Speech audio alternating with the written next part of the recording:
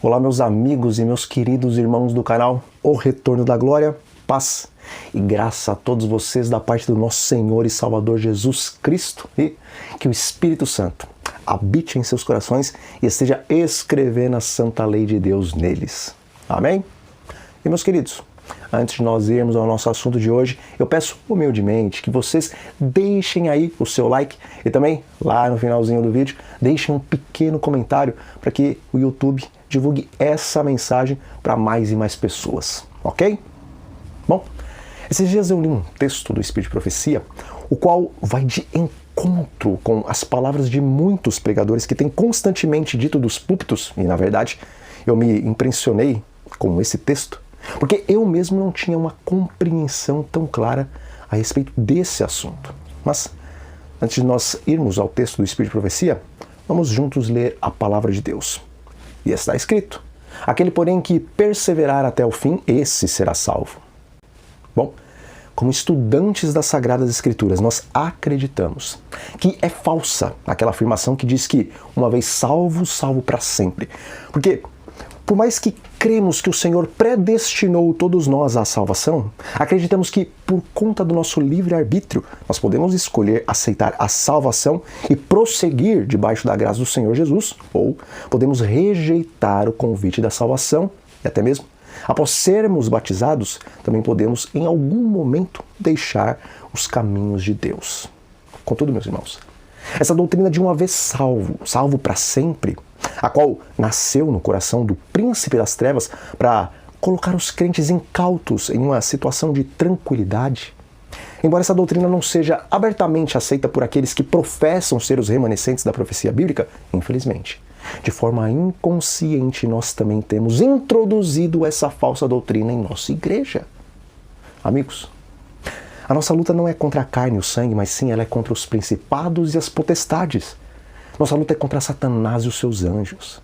E, meus queridos, nós não estamos lidando com monstros de chifres, rabo vermelho e tridente na mão, mas nós estamos lidando com mentes superiores à mente do homem, e nós estamos lidando com mentes superiores, as quais estão se desenvolvendo para o lado do engano e da maldade por mais de 6.000 anos.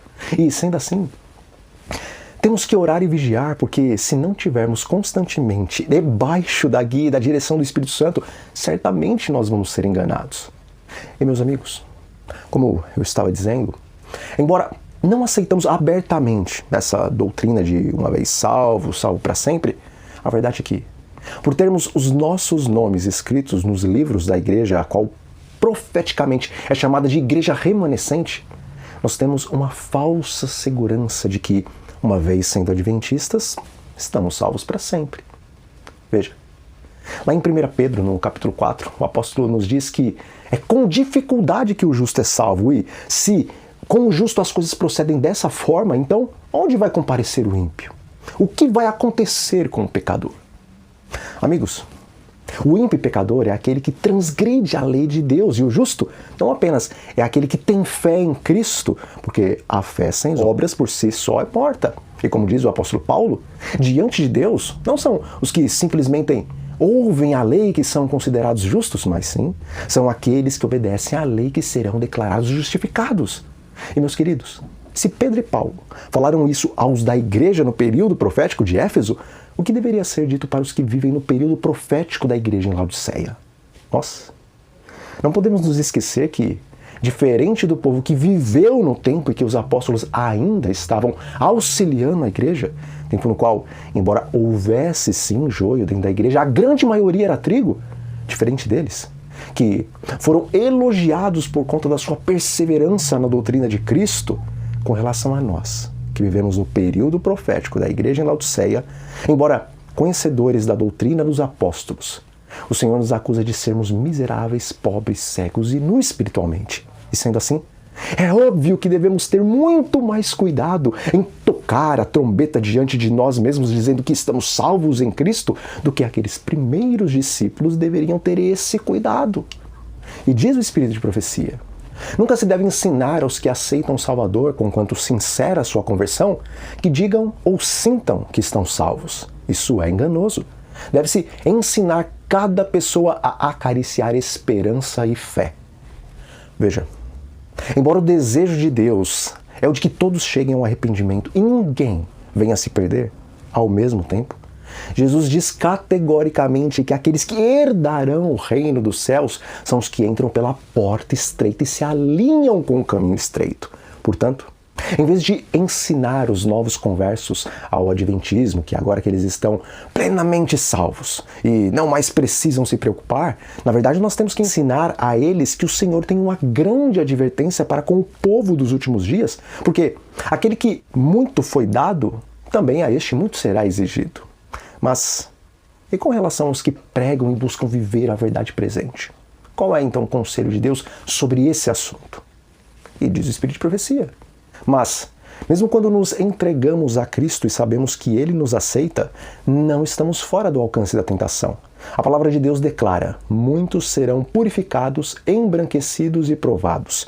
Só aquele que suporta com perseverança a provação receberá a coroa da vida. Irmãos, embora em sua infinita misericórdia Deus nos chamou dentre mais de 8 bilhões de pessoas para participarmos do pequeno remanescente, o qual tem da parte de Deus a verdade presente para proclamá-la ao mundo nesses últimos dias, juntamente com esse maravilhoso privilégio, o Senhor colocou sobre nós uma tremenda responsabilidade.